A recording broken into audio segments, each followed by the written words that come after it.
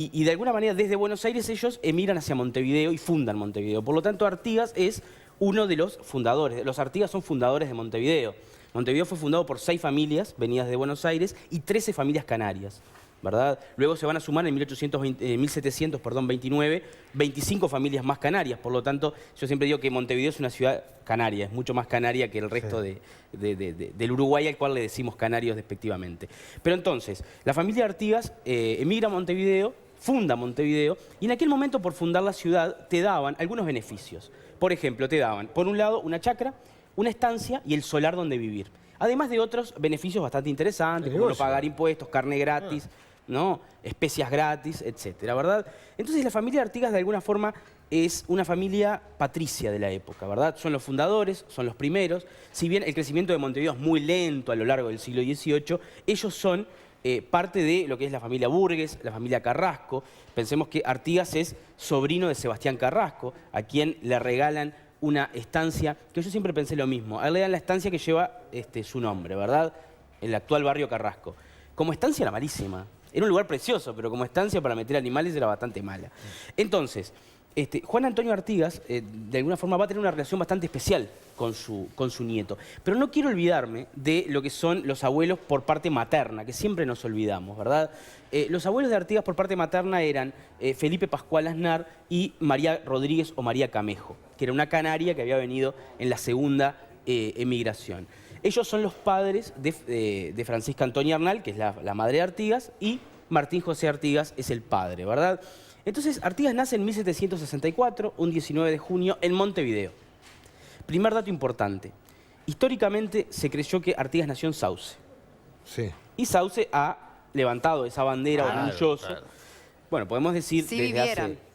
Sí, claro. Sí, pero no nació. No nació ahí. Igual no estoy diciendo nada nuevo, pero hay mucha gente despistada que sigue pensando que nació. Y hay algún historiador que sigue tratando de explicar de alguna forma que él nació en Sauce. No, él nació en Montevideo.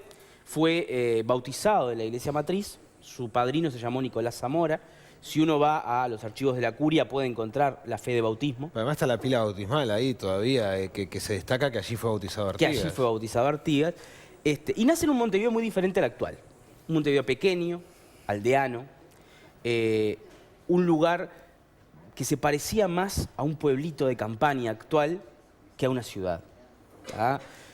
Pensemos que el crecimiento de Montevideo va a ser muy lento, pero muy lento, y su despegue recién es en el siglo XX. De hecho, Montevideo históricamente es una ciudad con un crecimiento muy magro, más allá de las migraciones, ¿no? Teniendo un crecimiento vegetativo. Entonces, de alguna forma Artigas pasa sus primeros años entre Montevideo y el campo en Sauce, ¿verdad?, de sus abuelos. Y es interesante porque Artigas le toma el gusto al campo. Artigas es un hombre de campo. Eso es una afirmación que no se puede negar. Artigas es un hombre de campo. Adora el campo, adoraba el campo. Adoraba andar a caballo, ¿verdad? Todas las actividades relacionadas con el campo. Pero bueno, iba a la escuela de las primeras letras de los hermanos franciscanos, San Bernardino se llamaba el convento, y allí aprendió los rudimentos básicos, que en aquel momento era lectura, aprender a leer y escribir, y por otra parte, aritmética. ¿Ah? Todo esto es interesante y todo esto puede ser datado y fechado, pero hasta 1778. En 1778 Artigas desaparece. Como una especie de gran conspiración de Henry, desaparece totalmente, ¿verdad? ¿Por qué desaparece? ¿Por qué desaparece? Mirá cómo se levantan centros Claro. Pero ¿por qué desaparece? Desaparece porque desaparecen los documentos. Hay una cosa que siempre es interesante en historia y es que los historiadores trabajan con documentos. Entonces, cuando vos estás cerca de la civilización, apareces en los documentos. Claro. ¿Tá? Y cuando vos sos rico, apareces en los documentos. Cuando vos sos pobre o te vas, desapareces de los documentos. Y ahí sí hay que buscarte. Por eso, en general, hay grandes partes de la historia que son agujeros negros y por otra parte hay grandes comunidades que son mudas. Bueno, pero en este caso de Artigas, ¿por qué ocurre eso? Porque no era el caso, digamos, no era ni pobre. No. Pero, ¿qué pasó? ¿Qué pasó? Fue para el campo. Desapareció a los 14 años. A los 14 años desaparece. Y acá tiene que ver, bueno, primero que nada con que adoraba el campo, ¿verdad? Por otro lado, a los 14 años, los 14 años de aquella época no son los 14 años de ahora. Claro, ya eran adultos. Ya era casi un adulto. Sí. Y toma esa decisión. Y por otra parte también estaba que su abuelo materno, Felipe Pascual, antes de nacer él, le había asignado una profesión. Cura. Cura. Cura, exactamente. Y creo que no le gustaba mucho. esa profesión que le habían asignado y le estaban construyendo una parroquia inclusive. Mirá. Yo siempre explico esto y lo voy a explicar rápido porque creo que es importante.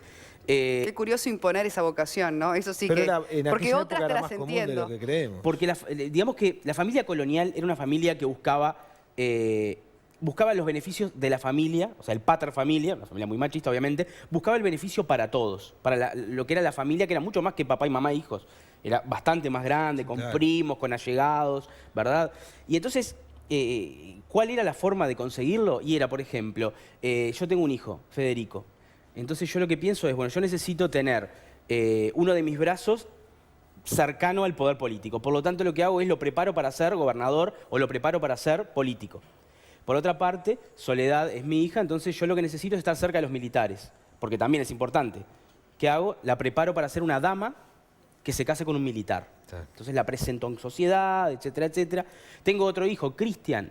Bueno, entonces mi hijo Cristian va a ser cura, porque también necesito tener uno de mis brazos en lo que era esa tríada del poder. No tiene Iglesia, Estado y los militares. Mejor ponerlo a Fede de cura. Sí, mejor y ponerle a mí que- de cura y a Cristian de política. No, y yo siempre cuento lo mismo. Siempre hay una hija que se quedaba solterona, que era la que tenía que cuidar Claro. a los padres, padres. cuando envejecieran. Pero además, el tener un cura en la familia daba prestigio también en Sí, esa daba época. prestigio. Era muy Absolutamente. prestigioso. Da prestigio y respeto. Absolutamente. del entorno. Pero bueno, Artigas no quería ese camino. quería. Y bueno, Artigas se escapa a los 14 años y esto lo cuenta su compañero de clase. Su compañero de banco se llamaba Nicolás de Bedia, que es un hombre importante en la historia de lo que es la historia colonial y la historia revolucionaria. Y él cuenta en sus memorias que Artigas era un chiquilín muy inquieto, ¿verdad? Que tenía muchas vocaciones, que le gustaba leer, etc. Cuenta un montón de cosas. Y finalmente dice, bueno, a la edad de 14 años desapareció de los lugares donde frecuentaba. ¿Ah? Entonces ahí tenemos un gran agujero negro de 1778 a 1797. Epa. Ese gran agujero negro es Artigas al norte del Río Negro. Un territorio hostil, un territorio ganado a los indios, a los gauchos, a los merodeadores, ¿verdad? Definimos gaucho rápidamente, ¿verdad? Gaucho es una palabra que viene de la palabra guacho, es una palabra ofensiva en la época, que tenía que ver con un mestizo, ¿verdad? Que se había criado a la intemperie, que se había criado solo y que no tenía ninguna ley y no tenía ningún tipo de convención social. Claro, Eso era no un gaucho. respetaba nada de las cuestiones No respetaba sociales. nada, ¿verdad? Y era un mestizo, recordemos eso, que el concepto de gaucho no es un concepto uruguayo o oriental particularmente, sino que se da en todo el cono sur. Claro. ¿Ah? Particularmente en Asunción, que es donde nace el concepto de gaucho, y de ahí va hacia todos lados. Y esos hombres eran muy temidos, porque no creían en la ley. De hecho, no sabían lo que era la ley. No solo creían, sino no la respetaban. No la tampoco, respetaban, ¿verdad? Teniendo 3 cosas básicas vivían, caña, yerba y tabaco, ¿ah? Y seguramente una guitarra, el caballo y chau. Y esa era la vida del gaucho. Entonces, Artigas ingresa a ese mundo. Pero ingresa un tipo que sabía leer, un chiquilín que sabía leer, que sabía escribir, que sabía aritmética, que tenía libros, ¿verdad? En la cabalgadura. O sea, estamos hablando de un tipo bastante diferente al resto. Igual se llegó a cuestionar qué tan instruido había sido Artigas, ¿no? Es interesante, porque yo solo le conozco 3 libros a Artigas. ¿Tá? Pero ¿qué 3 libros? ¿Qué 3 libros? ¿Qué eran? Por un lado, El contrato social, de Juan Jacobo Rousseau, ¿tá? Una edición de 1811 que fue traducida por Mariano Moreno. ¿Tá? Después tenía La historia concisa de los Estados Unidos hasta 1807, de John McCulloch. Y después tenía El ensayo del sentido común, de Thomas Paine. Qué 3 libros, ¿no? Y que de alguna manera, si uno ve el accionar de Artigas en la Revolución, Esos eran los libros Los leyó. que él llevaba. que él llevaba en el recado. En el recado. Ahora, pero vos decías, se mete en un mundo que le era ajeno. Absolutamente. Que le era ajeno. Bien diferente a lo que él, o cómo se había criado. Y no lo transforma ese mundo Artigas. No. No lo cambia, no lo modifica en todo caso. Sí, algunos matices de su personalidad. Por el contrario, creo que él logra cierta modificación en los gauchos que lo rodearon, ¿no? Lo que es interesante acá es, esa pregunta es muy buena para iniciar hasta un libro, ¿no? El medio es transformado por Artigas o Artigas transforma el medio, ¿no? Vamos a escribirlo. Y de alguna manera, lo escribimos, Claro, mano a mano. y de alguna manera Artigas transforma en cierta parte del medio, pero recordemos que Artigas es un personaje muy particular de la historia nacional. Yo la otra vez hablaba en otro lugar sobre los líderes uruguayos y su relación con Artigas. Yo creo que una de las características que los uruguayos queremos de nuestros líderes es cierto espartanismo, cierto cierta humildad, ¿no? Y Artigas tenía eso. Porque, por ejemplo, la imagen que tenemos de Artigas en su apogeo es sentado en una cabeza de vaca, ¿verdad? Comiendo asado, tomando mate, en una choza de terrón, ¿verdad? O sea, yo creo que también Artigas toma del medio, ¿verdad? Esa humildad, ¿no? Pero vayamos además al título de la charla de hoy, el Artigas multiuso. Ahí ya ves que está conciliando dos mundos también. Absolutamente. O sea, está ofreciendo esa perspectiva también de ese país al norte del río y de lo que era la realidad del sur. Es decir, ya él está en los dos bandos. Es que Artigas es como una especie de nexo, ¿verdad? Porque si nos ponemos a mirar el resto de las revoluciones latinoamericanas, Bolívar, San Martín, O'Higgins, vamos a ver que las revoluciones son llevadas adelante por las clases dirigentes, ya sea los mantuanos, ya sea los patricios en Buenos Aires, o sea, siempre es una clase social alta que se impone, ¿verdad? Y trata de quitarle a los españoles, en el caso de América Latina, en el caso de Estados Unidos, a los ingleses, la colonia. Pero Artigas forma parte de un grupo de revolucionarios radicales y populares.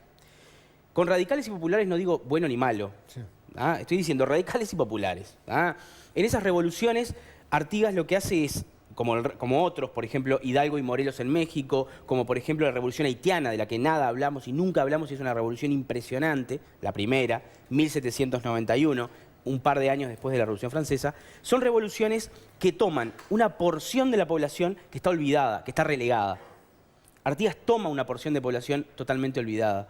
Y por eso, desde Buenos Aires, ¿cómo lo ven Artigas? Lo ven como un anárquico, como un anarco, como un montaraz, como un asesino simple, sí, ¿verdad? Lleno de gauchos, rodeado de indios, rodeado de negros libertos. Y ahí es donde le pegan a Artigas, ¿no? Entonces Artigas es como un nexo, en el caso de la banda oriental. Un nexo entre una clase olvidada, entre una clase absolutamente rebajada por el resto, como son en el caso de los gauchos, en el caso de los indios, en el caso de los criollos pobres, y por otra parte lo que son sus orígenes. Exacto, y por otra parte lo que es la clase alta montevideana, los patricios montevideanos, ¿no? Porque también no olvidemos que Artigas negocia con esos patricios, Artigas se siente parte de ese grupo y comparte, ¿no? O sea, recordemos la asamblea, por ejemplo, de las Tres Cruces. La Asamblea de las Tres Cruces, todos los autores e historiadores uruguayos te van a decir que en esa asamblea donde él dijo mi autoridad emana de vosotros y donde salieron las instrucciones del año 13, estaba lleno de patriciado. No había ningún gaucho pobre, ningún criollo tampoco. Leo, Artigas reaparece con 30 y algo. Después. Artigas reaparece grande, con 30 y algo. ¿Y en qué circunstancia es que reaparece para la historia? Bueno, Artigas durante ese tramo fue contrabandista, eso no lo podemos negar. Igualmente la historia lo intentó negar hasta los años 50. En los años 50 aparecieron una serie de documentos irrefutables, pero bueno, la historia uruguaya no lo condenó. Lo que hizo es tratar de mutar y decir, bueno, todo el mundo contrabandeaba en aquella época. No era que cruzaban, traían unos ticholes. Era algo normal, ¿verdad?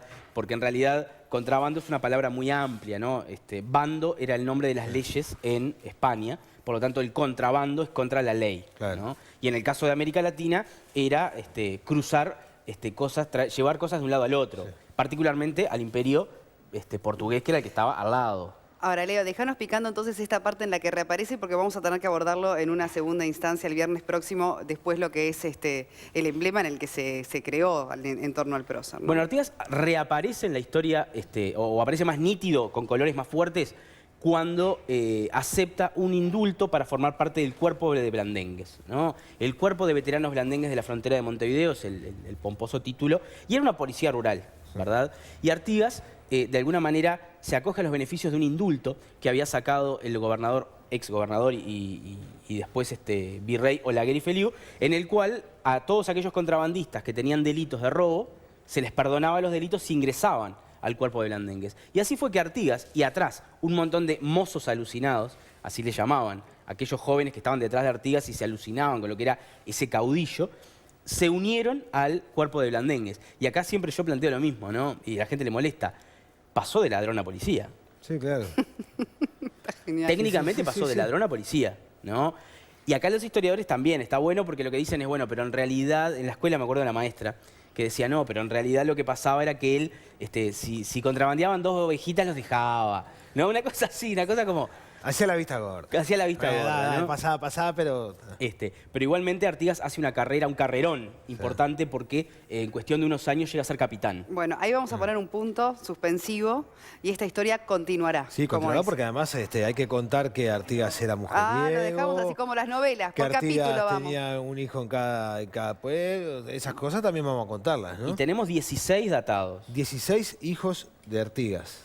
16 datados. Sí. Datados. Después- Pudo haber alguno. Bueno, todas alguno esas más. preguntas e interrogantes las dejamos para el próximo viernes, así con mucha expectativa Pero- lo esperamos como siempre a Leo Borges. Es ¿Te parece? buenísimo, Leo, me encantó. Gracias, me encantó Leo. como siempre. Placer Muchas escucharlo, gracias, viste te que uno se esperamos. adentre realmente en las historias Sí, que yo ya estaba cómo ahí las va caminando contando. al lado de Artigas, me lo vi. Y sobre todo comiendo asado al lado de Artigas. Fe, como bien